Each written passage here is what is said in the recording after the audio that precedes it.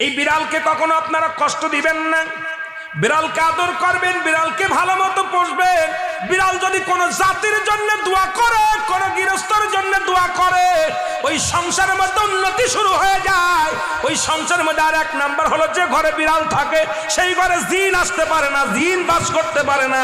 আর একটা ঘোষণা শুনেন, নবীজি বলে গেছেন, যে ঘরের মধ্যে বিড়াল ছানা বাস করে ওই ঘরের মধ্যে জিন জাতি প্রবেশ করতে পারে না। তাহলে ছোট ছোট মাসুম বাচ্চাগুলো যে ঘরের মধ্যে থাকে, মুসলমান অনেক সময় জিনের আশ্রয় পড়ে যায়, অনেক সময় জিনে আসর করে, ওই ঘরের মধ্যে জিনে আসর করে।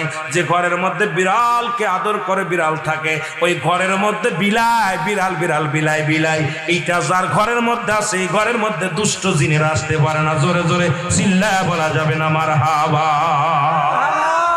একবার নবী সুলাইমান আলাইহিস সালাম শুনতে পাইলেন, পাশের বাড়িতে একটা কুকুরকে কষ্ট দিয়ে